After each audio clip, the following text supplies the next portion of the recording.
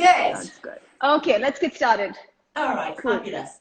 So release. What are your thoughts on release, Hannah? So I remember the last time we were chatting, and I was telling you that every time someone walks into a studio, or nowadays we're doing virtual sessions, and they all want to have just a good workout, and they just want to sweat out. So if you're sweating, that's when you're actually working out. And then I see these tension areas. They hold this tension in their neck, mid back. My mid back is stressed. So and then I make them okay, slow down. You need to breathe. Because we have to, in Pilates, you really have to focus on so many things: pelvic floor, abs, tighten everything. But breathing is something which it is so difficult to make them do. What do you think? It is. I mean, with Pilates, there's a lot going on. I mean, movement in itself.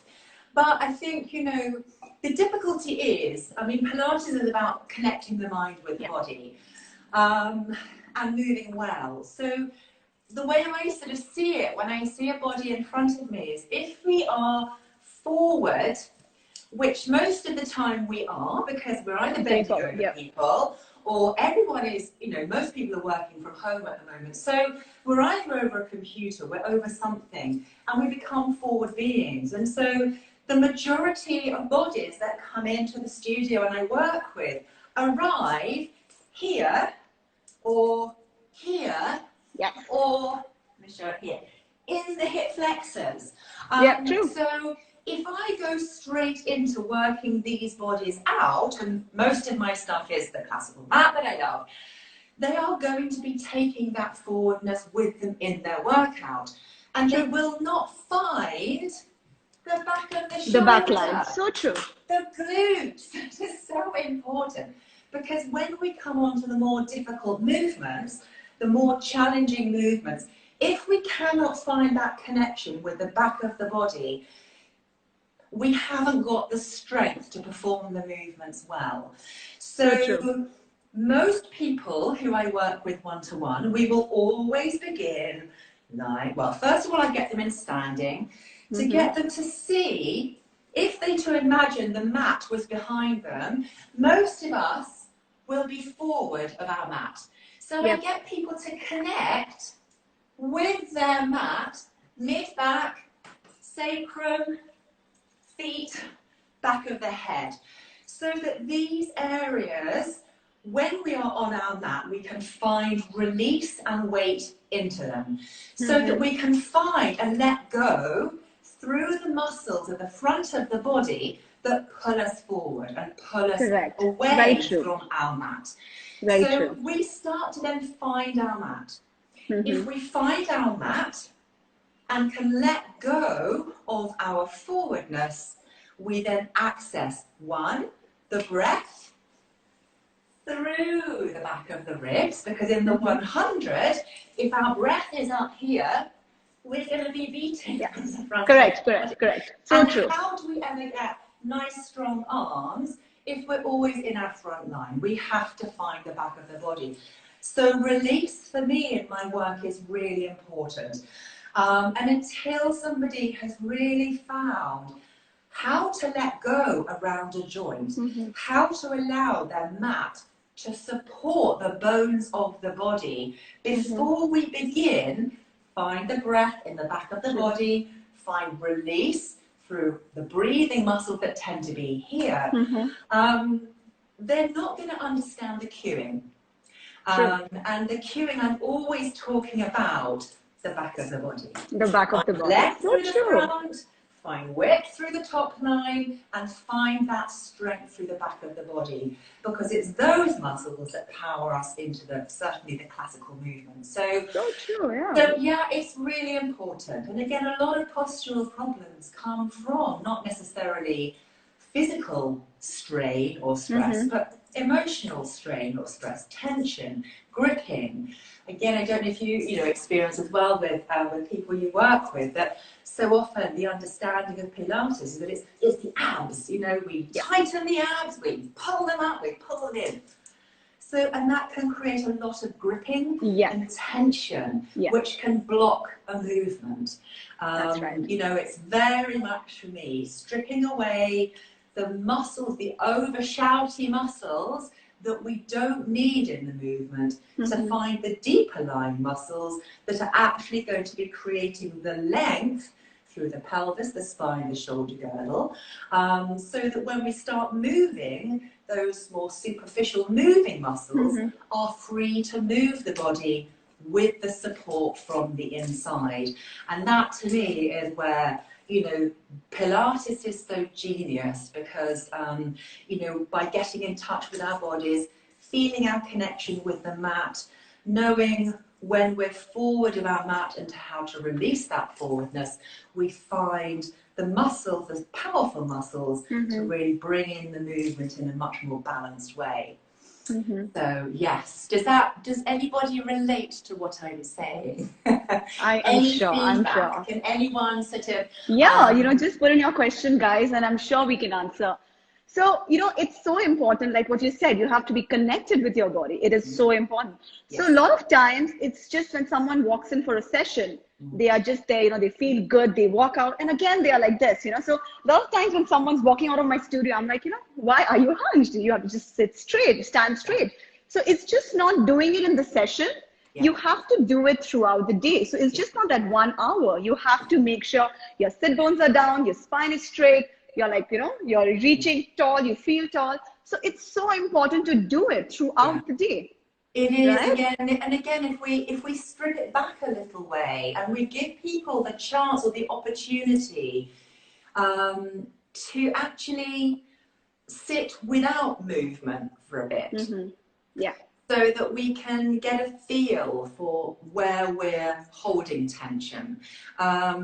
The movement then comes secondary for me. And, you know, if people can really understand how to find that elongation of the spine while they're supported by the mat, that they can find the freedom in the hip, that they can move their thigh bone in the hip socket, rather than it being round in, because we're being so pulled in with those hip flexors. True. And actually allow the leg to move from side to side, to allow the back, that mid back, to drop into the mat so that we can find the back of the ribs to breathe.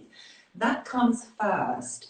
With the upper body, so often, you know, the cue is to sort of, you know, push the shoulders down your back. And I've heard that. Up the ribs again. So people are either sort of here or here or here or here. So, you know, again, it's helping people to understand the fundamentals first. So, you know, allow, as I say, the thigh bone to drop into the hip socket to get that freedom of movement through the hip.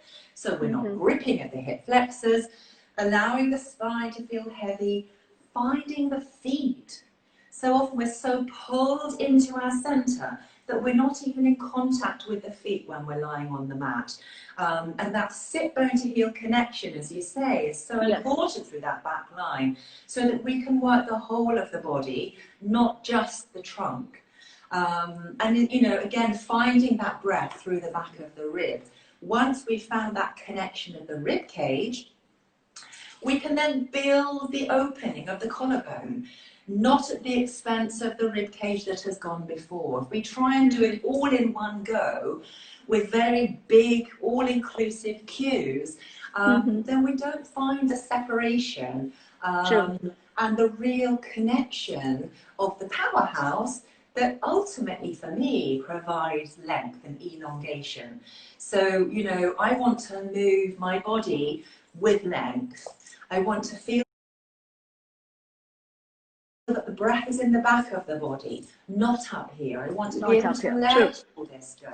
I want to feel that my head moves on my neck, that it's not so tight because I'm short breathing and even my under it from this. A lot of time. This is like always, you know, it goes up. I know. Absolutely. So I think a lot of, you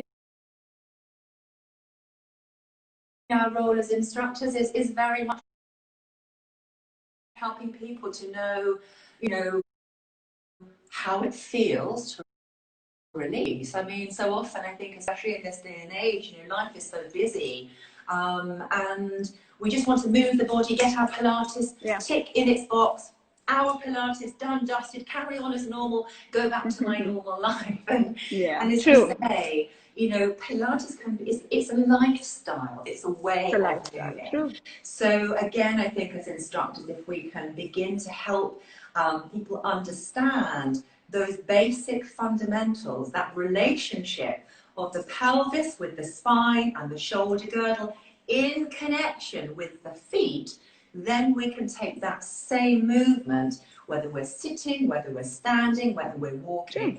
So again, when we come back to, you know, our work on the mat, we're not having to undo everything we've done in our forwardness, but we've been actually able to maintain those fundamentals in our day-to-day movement. And it's really, for me, you know, sometimes, you know, I see clients once a week, sometimes once a fortnight even, and the hour session on the mat is never going to be enough to transform. It's not going to be enough, true. Or to, you know, really make a change. Of course it's going to help and it's genius, but, you know, if people can be in tune with their bodies enough to know how to release what they don't need at the end of a day, be aware of where they tend to hold their tension, whether it's, so often it's either hip flexors or through the sort of the upper part of the body, the neck and the shoulders, or both, that they can actually begin to undo and find ways of releasing what they don't need, go to bed, have a good night's sleep, and then the next day they're not beginning their day in this kind of, you know, with a forwardness from yesterday. It's like a new day, and then, you know, we continue to build with the width, with the length through the front, and with that strength through the back. So normally, you know, what I do when, you know, someone comes in, if I see them stressed, I start my release then and there. You know, I just make them slow down. I make them, you know, do my work. But I always end my sessions with release so that, you know, they feel good, they feel charged, and they can carry forward that, you know, throughout the day. But just wanted to ask you, what do you think is the best time to release? I mean, should we do it beginning of the session? Should we just stop if you feel a client is like right there, you know, it's struggling with it, just stop. You know, calm down. I mean, I always, for me, it's the beginning of the session.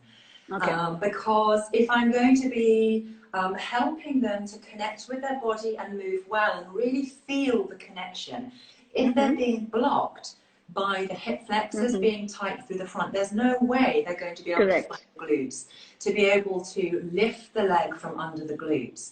So, you know, it's a progression, but always, I mean, my main work, I find the most effective way to work, it is a kind of a release, I suppose, is in standing, because, you know, that relationship of the whole body over the feet. The feet speak to us. They will tell us whether we're forward, whether we're on our heels, and as a result of that, the rest of the body above it will adapt according to where you're placing your weight through the feet. So very often, to help people to actually feel and get in touch with their feet, I'll work with them in standing to really look at placing the pelvis centrally over the feet. Find that lift with the pelvic floor and the deep abs through the whole front line. Get them to keep that balance over the feet. Widen that collarbone without disturbing what they've already found in the feet. And then find that anchor of the sit bones into the heels. And imagine they have a mat behind them. It's so powerful because they think immediately they can start to feel where they need to be working. And then the same cueing when I bring them down onto the mat is exactly the same. That lift of the hip bones through the front, which opens the front of the hip without even necessarily needing to do a specific hip flexor stretch. You know, we can actually find that length and opening of the hip if we are placed centrally over the feet, and it makes a huge difference. And if they start to feel that sort of balance of the body where both the front and the back line are having a talk to one another, they're both active in different ways. We need to maintain that when we start moving on the mat. So in a way, unless somebody is here with their first session where they're very, very tight through the front of the chest and we need to work through some specific sort of upper body opening, or they're particularly tight through the hip flexors or the hamstrings, for example, then we'll begin their sessions by prepping the body before the classical rep. Because, you know, if we're very short and we're being pulled out of line by overactive, shouty muscles, then we need to address those first, so that again they can really get the connection, and they're like, oh my God, I feel the difference, you know. And it's really powerful. You suddenly feel that length and the opposition. You know, really helps people to connect with the movement and know where they need to be focusing their energy. So and where they need to let go and release. So I think if we can work and understand what are the areas we just need to soften and quieten first, when we start moving, we've already made that connection with those areas we need to let go of, so that when we bring in the actual movement phase, those areas can still remain quiet and allow the weaker muscles that need to be strengthened to start to come into play. And it's such an individual thing. We all have different bodies. We hold different, you know, tension in different areas. Yes, we've spoken about this. Yeah, we all do that, including us. Including us. My goodness. I mean, I know myself. I've done it so many times. If I've been recording a flow for Instagram and I quit, I've had a really mad day, I'm going to do a quick flow, whack on my mat, do it, record it, and I look back at it and I'm like, oh my God, look here. Oh, there. So I'm then, okay, let's just calm down. Find that release, find the connection, and then you know, so it's you know, it's a waste of energy. And I think for me, you know, Pilates is very much teaching economy of movement. You know, we don't, but there's so much tension we have in our bodies that are serving no purpose. So if we bring that into our workouts, then it's going to inhibit somewhere. Yeah. So if we can get to know where we're holding those areas of tension and really find the weightiness to begin with before we work out. And we haven't necessarily got to be working through that all the time, because if we're aware of where we hold the tension and we know in our movement where we need to focus the energy, that balance will already be started in our movement. So when we next come down onto the mat, we find that area isn't quite as tense as it was before, because it started to release and come out. Yeah. And then the muscles that we need to be working have become stronger. And that, for me, is the way Pilates works. It's that continual rebound. I completely agree. So true. So I think that's it. I think, you know, I call it my connection with the mat, which is what I'll take you through today, which really, it's a kind of, there's not necessarily a lot happening. It's not a lot of big movement. It's about getting or releasing what we don't need, what is not going to be serving any purpose to the movement session that we're going to be going on and doing, or going out or going for a walk or whatever it is we're doing. What do we not need? What can we let go of? And for me, that one is feeling the salient bony parts at the back of the body to connect with the mat. Find the breath in the back of the body. Open the joints. Let yourself know that your leg is free to move. It doesn't have to be jammed into Doesn't have to be jammed. True. And then we can very easily just do a very simple, you know, sort of movements of the arms, so that the shoulder initiates the movement of the arm before the arm, the shouty arm, wants to kick in and dominate the movement. Allow the movement to initiate from the trunk of the body. And then, you know, we start to find that connection through the back of the shoulder in order to move the arm, rather than immediately we found this nice connection with our mat, and as soon as we move the arm, we shift it away and we dominate out the front. Whereas if we can keep in touch with the back of the mat, the arm can move quite freely from the back. True. And then, you know, and then we listen to that connection we've made with the mat to then move the levers to a point that it challenges the connection with the mat, but it doesn't compromise it. So, you know, we find that we reach a certain point where we can bring our arm, we can keep that mid back, we can keep the ribs nice and quiet. And then we feel that, okay, if I lift it any higher, I'm going to come away from my mat. I'm going to come away from my mat. True. So, find a deeper ribcage connection. Increase your arm against your center. And that's where we start to find the opening and the energy, where we find the support of the body in order to keep that really nice, as I say, when you're standing, that nice back of the head, mid-back, sacrum, feet, you know, on your mat, rather than dropping forward and bringing it all into your forward plane here. So this is where the energy is, and this becomes weak, and we see how, you know, muscle imbalances start to arise and become, you know, a repeated pattern of movement, until we have an awareness of what's happening through the back of the body. And, you know, it's not saying we've always got to be, you know, connected to our mat, but we know where to come back to when we find we're in our forward plane. When I find myself editing videos in front of a computer and I'm saying, like, why have I got an ache in the back of my neck? Well, yeah, hello, come back to the mat. There I am. Come back to the mat, true. So it's, you know, it's about, it's not sort of thinking about it being a fixed position. It's always changing, depending on the movement. There's nothing that stays fixed. It is this continual adjustment of the muscles through the front and back of the body, depending upon what the movement is. If there's no movement and we're just working at release, we find that release. And just by working, opening out the back of the ribs as you breathe in, that expands, it stretches, it opens out those mid-back muscles, and as you close the rib cage down to exhale, these muscles are contracting. So we're literally opening and closing the muscles so the blood can come in, feed and nourish all those poor tissues that have been like this because we've kind of been collapsed in our trunk and haven't been able to access that back line. And just by working the breathing muscles, it helps them to become more elastic. I talk about my clients a lot with, you know, plasticine.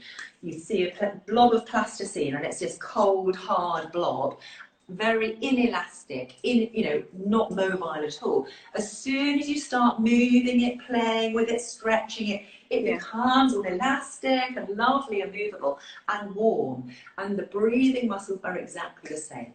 If we breathe up here and we ignore the thoracic part of the spine, they become stiff. So try and do, you know, a spine stretch forward, try and do, you know, a roll up. If there's no elasticity here because the breath has been up here, it is very difficult to feel the connection and find that mobilization of the spine. So the breath control in both flexion and extension exercises for me needs to come first, so that we've really started to get in touch with where we need to be breathing, because the breath forms part of the powerhouse, and that, you know, the breath for me is the energy part of the movement, and really important in, you know, the flexibility and the mobility of the spine. Yeah. Good. Does that make sense with you? Do you make sense? Resonate? Totally. Makes sense totally. You want to flow? You want to do some release and let's do it together? Absolutely, yeah. Well, I mean, have there been any questions that have come through about anything specific? I know. So let me just see any questions. Yeah, so let's just flow. And if anyone has any questions, can just DM us. Okay. And I'll just, you know, put the comments off so that, you know, people can see you clearly. Okay. That will be great. Perfect. Now we can see you clearly. Cool. All right. Well, what we'll do is we'll start.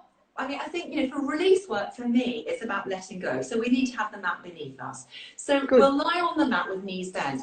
And then rather than watching what I'm doing, because I'm not going to be doing a lot of movement, this is kind of the inner work of letting go of what we don't need.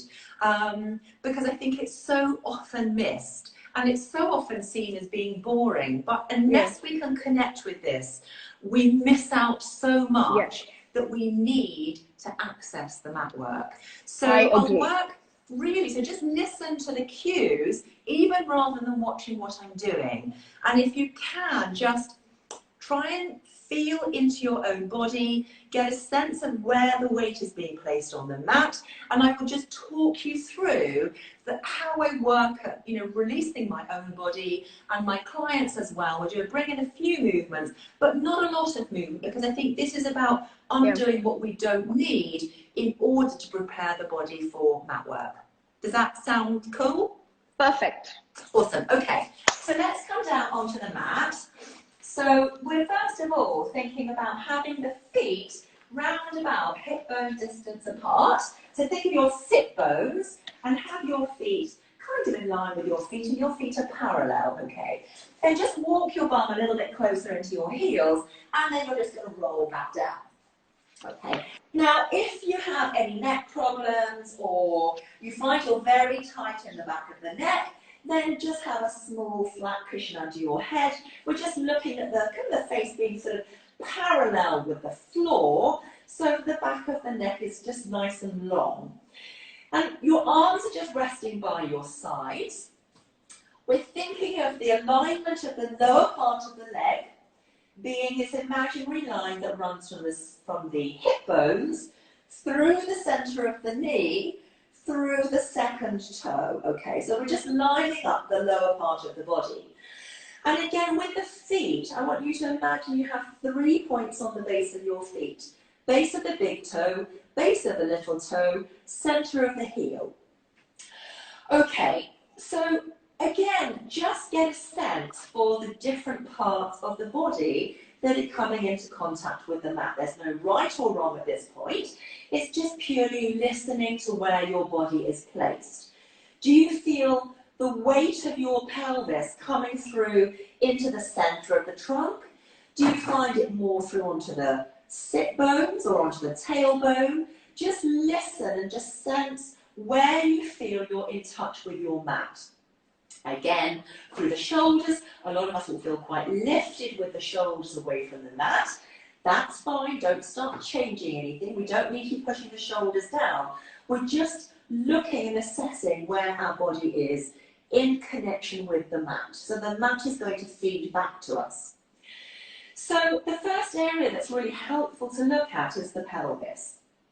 Okay, obviously the legs are attached to the pelvis, but what we want is to find a freedom of movement of the leg in the hip. Very often with my clients, when I start to work with them, they are pulled into their center. Their hip flexors are tight and short, and they are very into their flat back. And that the area through the front of the hip is short, and the legs are kind of jammed into the hips. So we can adjust this, or we can address this, by finding your 2 hip bones. I'm very much about getting in touch with the bony parts of the body. So put your fingers on your hip bones. We're looking at the hip bones, just remaining nice and still, and I want you to be able to move your leg in your hip socket without the hip bones moving. So check you can move your thigh bones from side to side, that they have this freedom of movement in the hip socket without taking the pelvis with it. Okay, so we're kind of unjamming the hip. Then we can just think about allowing those thigh bones to drop into the hip sockets. Very often, as I said, they are pulled into the hip that flattens the spine. So I want you just to get this feeling of weightiness of the thigh bone dropping into the hip sockets, that the thigh bone can move quite freely from side to side. And we're kind of looking at this pelvis being level, or the sort of the 2 hip bones, pubic bone, are on one level plane. So we're not pulled into our center, we're not pushed into the feet and overarching, but it should just feel comfortable, that we have that freedom of movement in the hip. Once we find this kind of unlocking of the thigh bones in the hip, we can think about finding that pelvic floor, we can think about connecting with the feet. So again, I want you to get this sense of just picking up the inside arches of your feet. It's an energy rather than a movement. We're not creating movement. We're just finding an inner energy. So find that inside arch of your feet and think of pulling it up, finding that pelvic floor, the inner hammock between the legs, and just think of lengthening through the whole length of the spine, right the way through to the crown of the head. It's not changing the position of the pelvis, we're still heavy with the thigh bones into the hip. So that's finding this sort of support mechanism through the front. It's not having to support much because we're not bringing in movement at the moment. We're just trying to find the bony parts of the body to be heavy and released and free into our mat. So with the lift through that front, I now want you to find like an anchor of the sit bones anchoring through into the heels. So again, we're not changing the position of the pelvis, we're finding an inner energy. It's a lift through the front with that pelvic floor, and it's an anchor so that we start to find a connection with the feet. Do you feel that, Hannah? Yep. So again, we're just starting to lengthen, and for me, I feel that my spine begins to elongate. I'm no longer compressed into my center, but I'm trying to find length and elongation from the lower part of the spine. I feel there's an anchor now, there's a connection point, there's an end point there. So that's kind of the lower part of the body. So we've kind of reset that, we've released any area of tension through the hip flexors, we found that nice feeling of weightiness into the back of the hip, and we found an energy lengthening that tailbone through into the heels. So now we can think about the breathing, the upper part of the body, the mid-back. And I just want you to get a sense first of all, so that you can actually place the palm of your hand on your breastbone here. And a lot of tension is found in this point. We can often, it's a real tension, a stress, and an emotional point. And what I want you to do is just to take in a normal breath. And then as you breathe out, I want you to think about melting the breastbone away from your hand and close down the ribcage, breathe out. And you should get a sense of heaviness of the mid-back into your mat. Again, breathe into that heaviness into the mat. Take a breath into it. And again, just release, melt away that breastbone. And then exhale, think of closing the ribcage down. Again, we're now going to breathe even more into that mid-back, the connection with the mat. Open the back of the ribs. Find that release through the breastbone and close down the rib cage. Now think of deepening the connection of the sit bones into your heel. Again, breathe into that mid-back connection with the mat.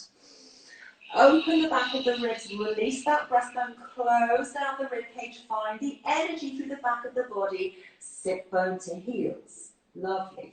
Again, breathe into the back. Now this time we're going to think of walking your fingertips to the width of your collarbone, right out to the side without disturbing that rib cage connection, just to widen the outer upper part of the shoulders. Release, and again exhale, closing down the rib cage, anchoring sit bone to heel. Again, breathe into that back. Lift that front line, find the width of the collarbone to find the back of the shoulder, and again close down the rib cage. Exhale, anchor sit bone to heels. So we're now beginning to find an energy of lift and length through the front of the body, width through the top of the body, and then an anchoring from the back of the shoulder, rib cage as it closes down to breathe out, and sit bone into your heels. Do you feel that connection, Hannah? Yeah, cool. Okay, so we're working now at, again, any gripping that we've had through the front of the hip, any tightness that pulled us up into our neck, we start to find an energy through the back of the body that counters all of that. And that is the energy that we want to be getting hold of to begin our movements, okay? So very often, when we're up into the top part of the body, we're holding tension into that breastbone. If I were to lift an arm, it initiates from the front of my shoulder. So we're going to try an exercise that is going to be just lifting the arms, taking it behind, but I want you to find the connection into your mat with your shoulder first. I still want you to keep the connection of those sit bones anchoring into the heels, because that enables the spine to lengthen. As we close down and exhale and close the rib cage, we can almost find an energy lengthening the crown of the head long and away. So let me talk you through it. The arms are just resting by your sides. The arms are just nice and heavy. The energy is coming through the trunk of the body. So we're going to again breathe into the connection with the mid back into the mat. Find that lift from the inside of the feet, pelvic floor through the whole front line. Wide through the collarbone.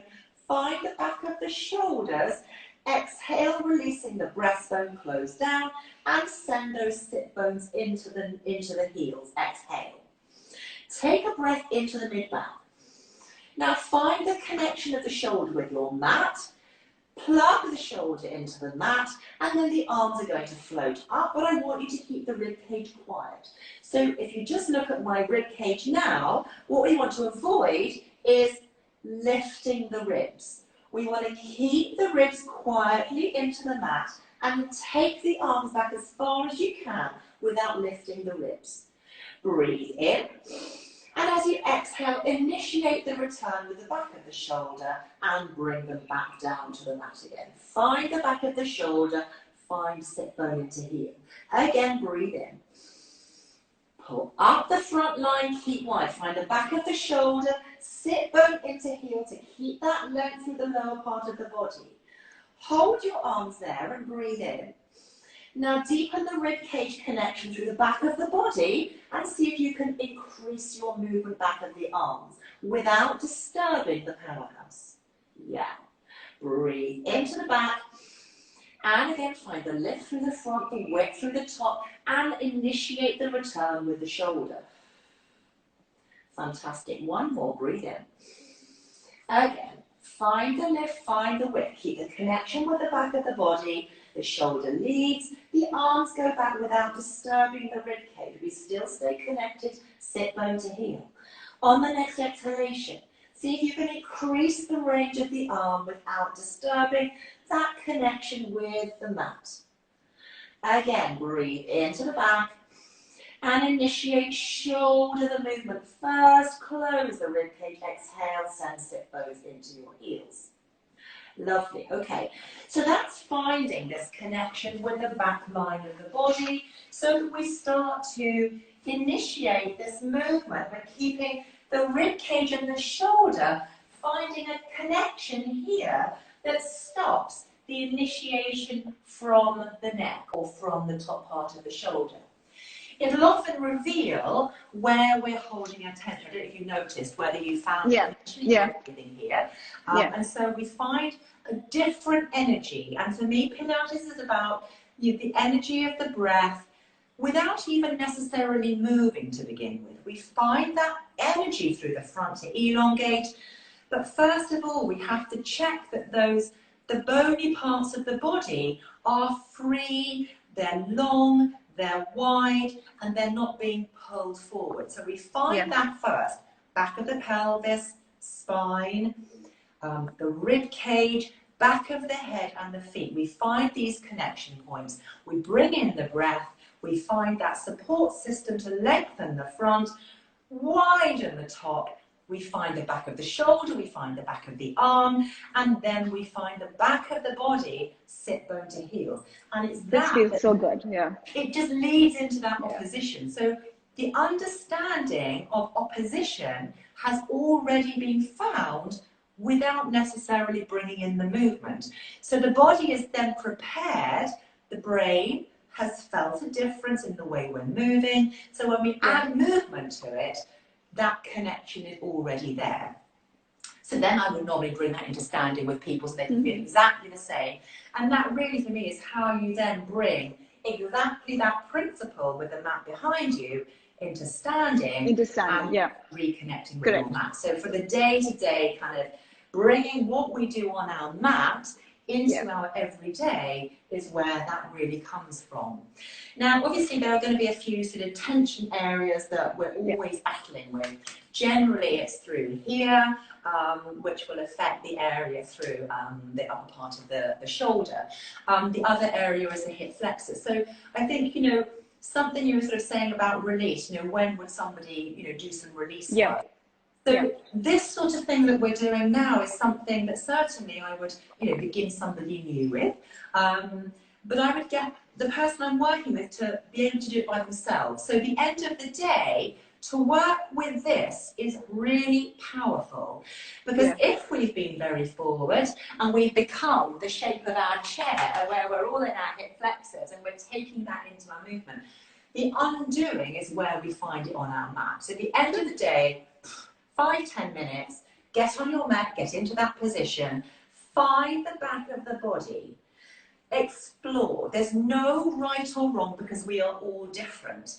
The areas that I will always, reaffirm are connection with the feet, connection with the sacrum, that upside down triangle at the base of the spine, the mid-back, back of the head. Let those areas drop. And then again, we can find the energy to lengthen the widen and then the energy through the back. So for the opening of the chest, it's so simple, and it's a really simple movement, but it really works.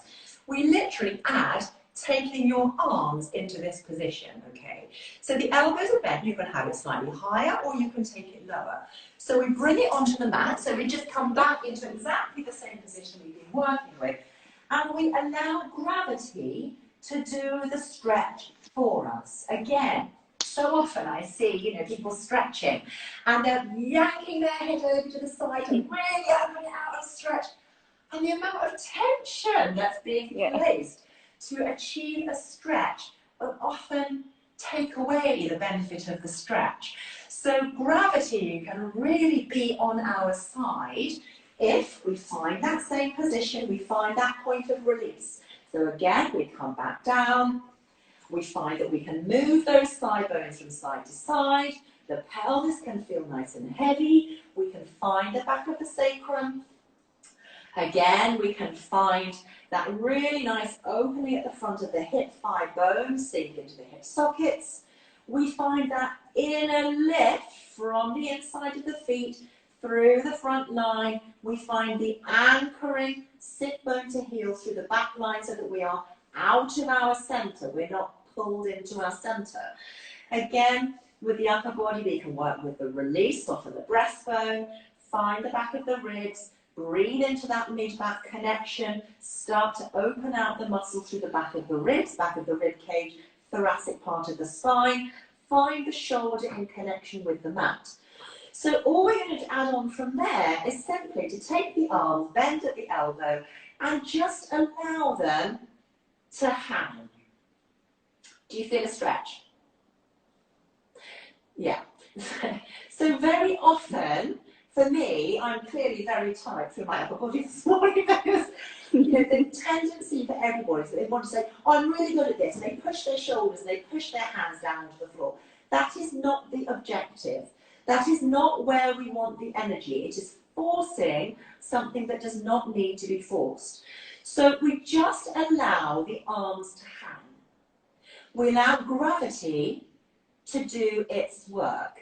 All we need to focus on is exactly what we were doing before.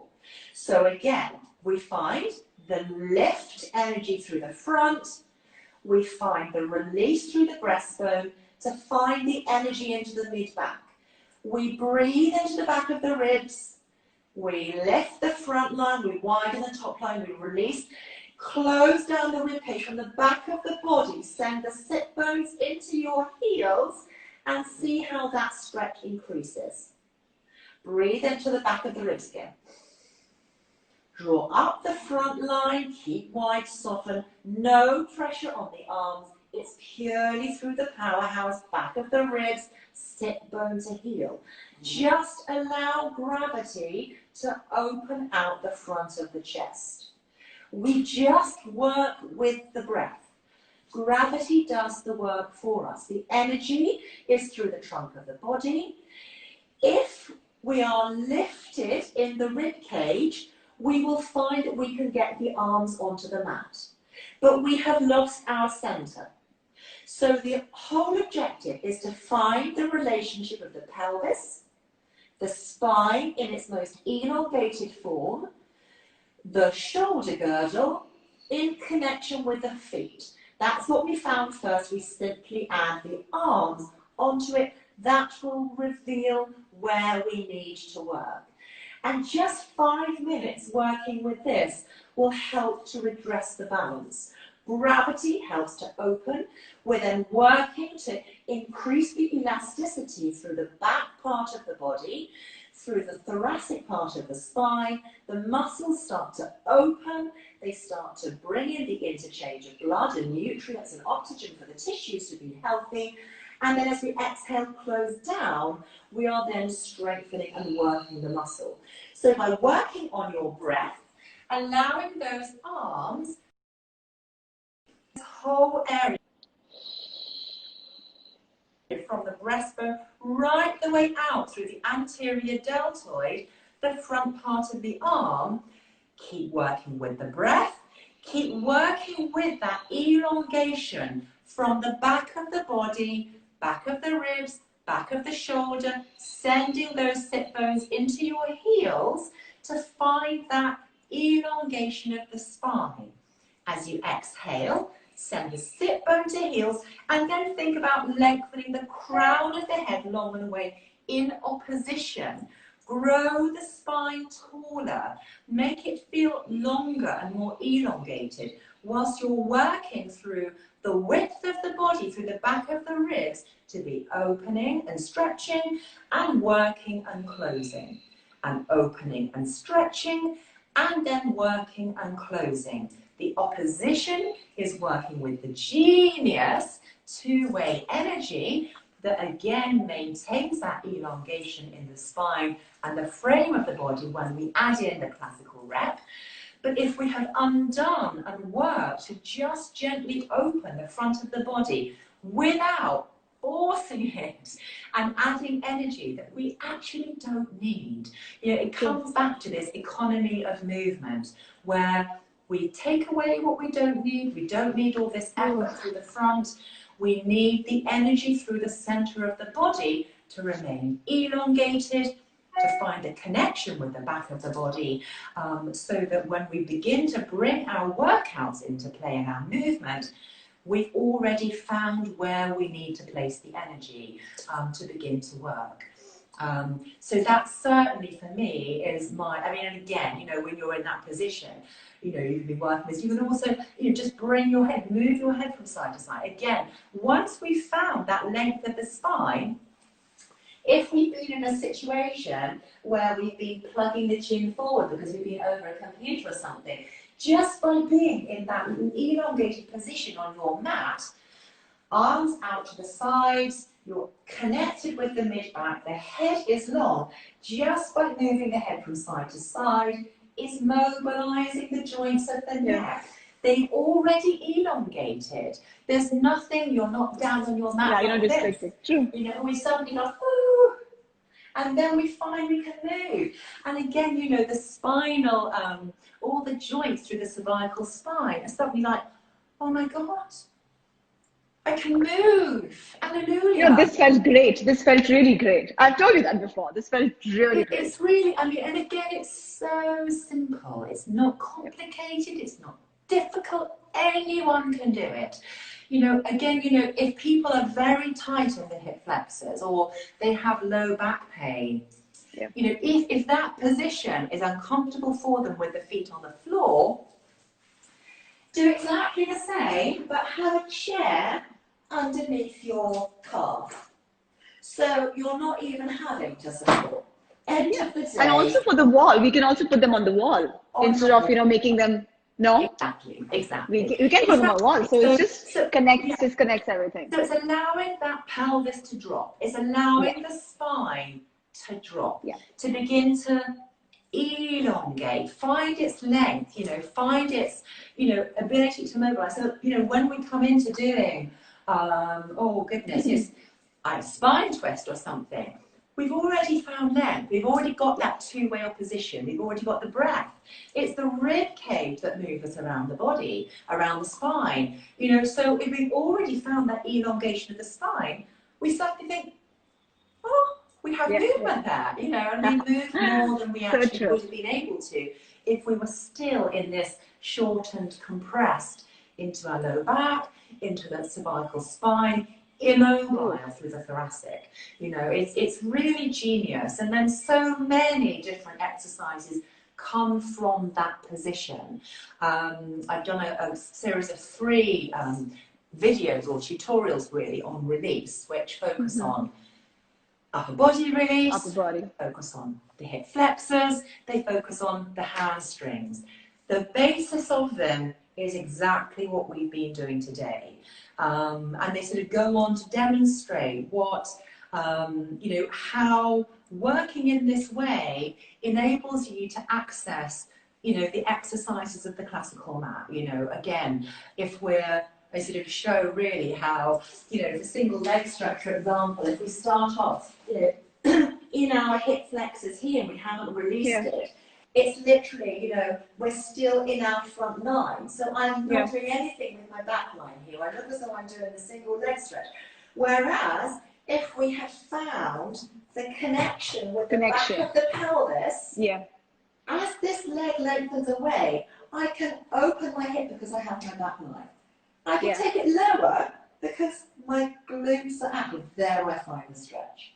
If I'm anchoring my sit bones into the heels, when this leg comes back in, I'm working against that sit bone, not to disrupt it, but to work again. There I find my stretch. It's a single leg stretch. So again, you know, this work, although, you know, it appears to be very simple, and, you know, looking at it very ineffective, when it comes to the movement part of these genius exercises that we have to work with, if we find these fundamental points first and these anchor points of the body, we find where the work is and it transforms the movement. So it's really worth investing. And I'm such a huge believer of, you know, release work, you know, the economy of movement, you know, sort of knowing where we need to let go in order to find where we need to work. And that's such a great example, the one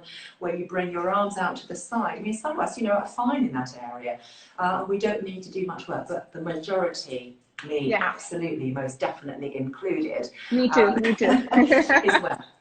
And, you know, the sort of the whole, if I find myself a little bit short of breath, you know I need to do some work in my back. I know that thoracic area is being compromised. So, you know, I know where to go with it. I know what to do. The foundational stuff is for life for anybody. And even if people just work with that, it will make a difference in the way they move and the way they feel about their bodies as well. It really gets people connected and starts, you know, really getting people to listen within. And yeah, it's very valuable.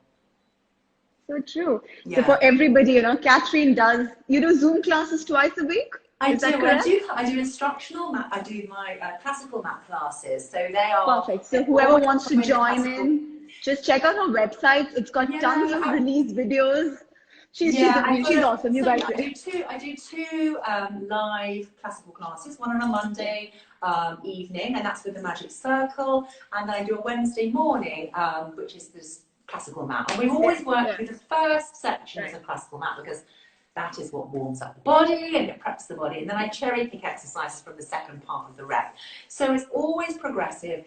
They're all recorded and they've all been uploaded onto my website. So if you've not worked with the classical mat before, then a whole series, I think there's probably 6 up there, 6 or maybe 9 up there now actually. But you know, you can always recap through to the first one to get the basics of how we work. Same price, it's £10 a class, whether it's recorded or whether it's live.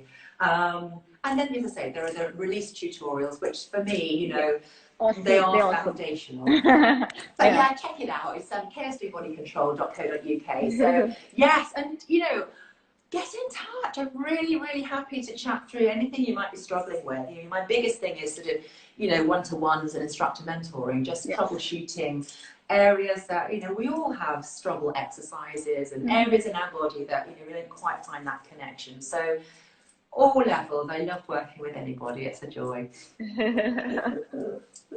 So what are you up to for the rest of the day? You got I have a session. I have a session at 5 o'clock, and then I'm done for the day. And yes, tomorrow I'm working too. So Sundays, you're free on Sundays too, right? I'm off Sundays. Yeah, I don't work. Me too. I used to, my workshop used to be on a Sunday, but it's now on a Saturday. So. No, but thank God for this virtual way of teaching. Otherwise, it's just keeping us sane. Otherwise, it's crazy. It's really important. I mean, goodness, hasn't it been such a change over the last kind of couple of months? My whole schedule has been kind of all over the place, really. I mean, it has for everybody, but it's just good to find a sort of a new norm. I'm just going to have to bring my dog is here. Look, hang on. Yeah. Oh my God, Gigi is here. Here he is, Biggie dog. Hi. I remember last time I met you guys, he was sleeping throughout. We were working out and he was sleeping. We were having a great time. He's fast. He's normally in here somewhere, generally sleeping, and unless it's sort of lunchtime, and then his little head pops up, and I'm like, oh yeah, here we are, it's his time again. So he always reminds me that it's food time. But he's very old. He's 16, so he's a little old man. But yeah, he's always busy. Okay, I think the IG has a limit of 1 hour, and like it's just gonna go off. So I just want to thank you so much for doing this with me. Pleasure. It's been a joy. Any questions? Please just direct message me any questions. I'm really happy to answer anything that didn't quite make sense, or if you'd like me to go through. So yeah, just please get in touch. Perfect. Thank you so much, guys, for joining in, and see you guys later. Thank you so much, darling. Big hugs. Bye-bye. Bye, lovely.